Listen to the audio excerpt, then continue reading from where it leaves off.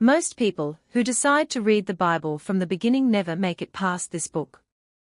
They get through Genesis, the creation, the flood, the patriarchs. They make it through Exodus, the plagues, the Red Sea, the mountain. And then they hit Leviticus. And they stop. And honestly, that's understandable. Because on the surface this book reads like a very long legal manual about animal sacrifices, and skin diseases, and which foods you're allowed to eat. It doesn't feel like a story. It doesn't feel like it belongs in the same Bible as the Psalms or the Sermon on the Mount. But here's what most people miss. Leviticus is not a detour from the story. It is the story. And buried inside all of those laws and rituals is one of the most important ideas in the entire Bible, an idea that runs all the way from here straight through to the Book of Revelation. All right. Let's get into it. So the first thing to understand about Leviticus is where it sits in the larger narrative. At the end of Exodus, something extraordinary happened. God's glory came down and filled the tabernacle, that portable sanctuary Israel had built in the wilderness. Heaven came to earth. God moved in. But now there's a problem. God is holy. Perfectly, completely, dangerously holy. And Israel, well, Israel is not. They've already built a golden calf. They complain constantly. They fail regularly.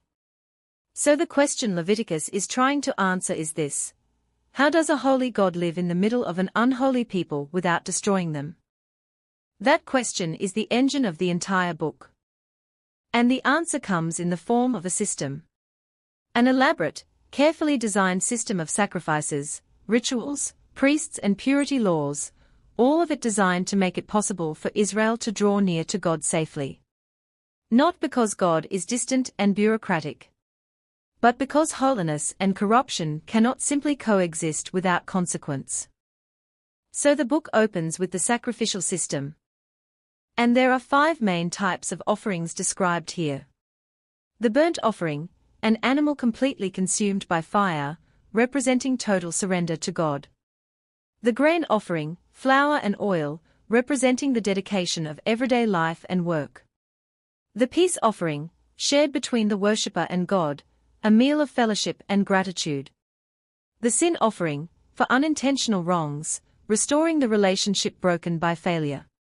And the guilt offering, for specific violations that required restitution. Now what's striking about all of this is the logic underneath it.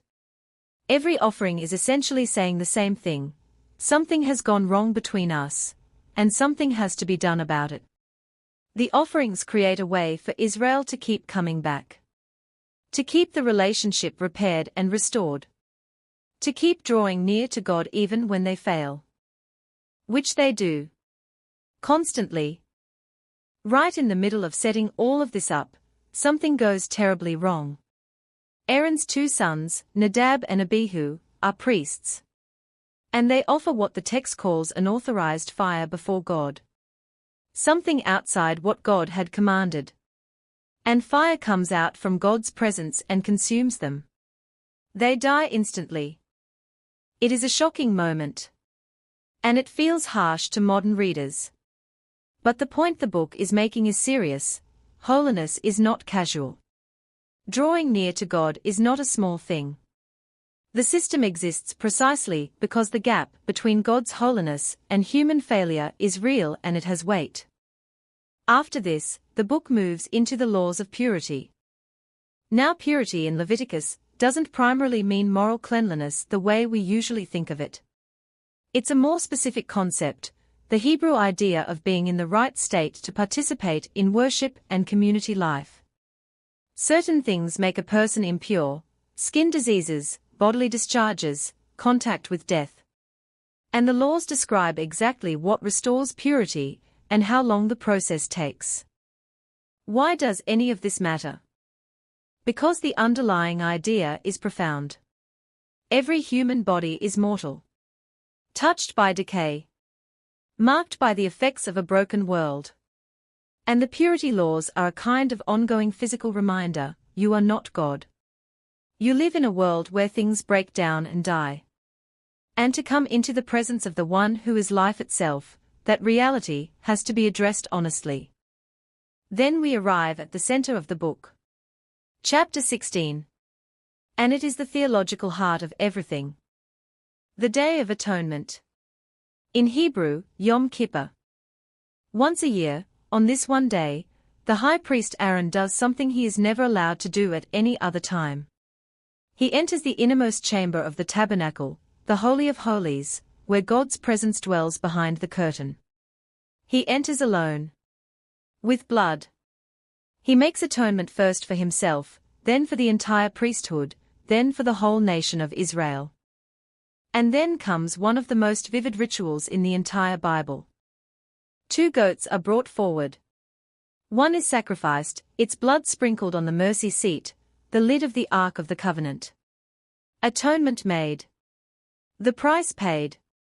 But then Aaron places both of his hands on the head of the second goat. And he confesses over it, out loud, all of the sins, all of the failures, all of the rebellion of the entire people of Israel. He transfers them, symbolically, onto this animal. And then the goat is led out into the wilderness. Away from the camp. Never to return. The scapegoat.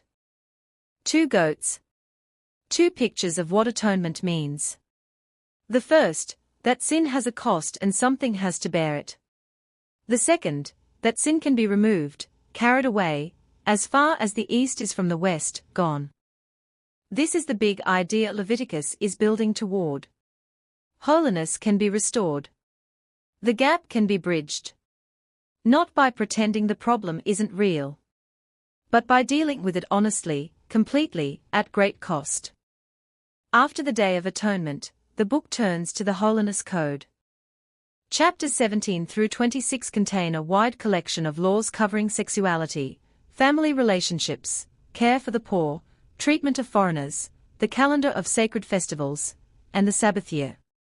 And running through all of it is this repeated phrase that acts like a drumbeat: be holy, for I the Lord your God am holy. That phrase is doing a lot of work.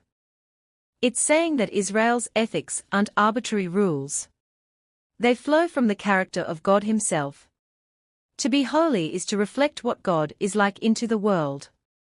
To treat the vulnerable with dignity, that is what God is like.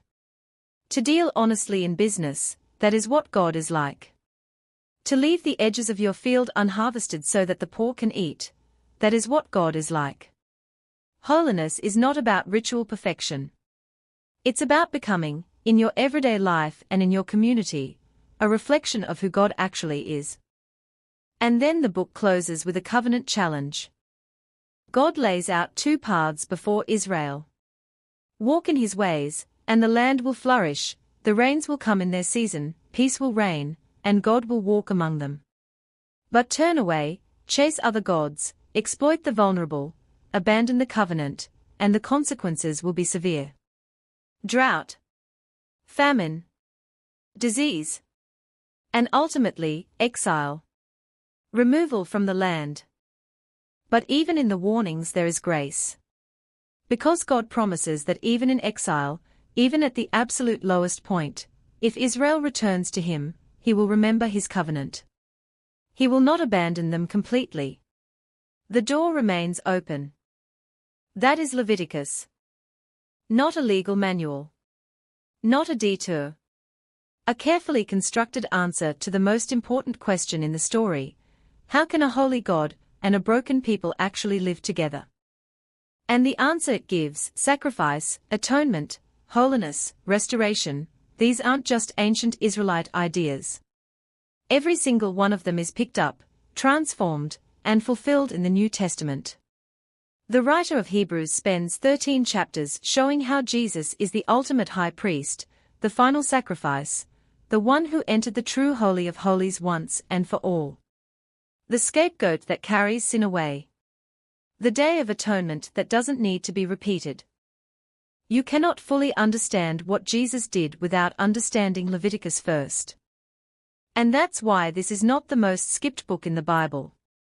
This is the book that unlocks everything else. That's the Book of Leviticus.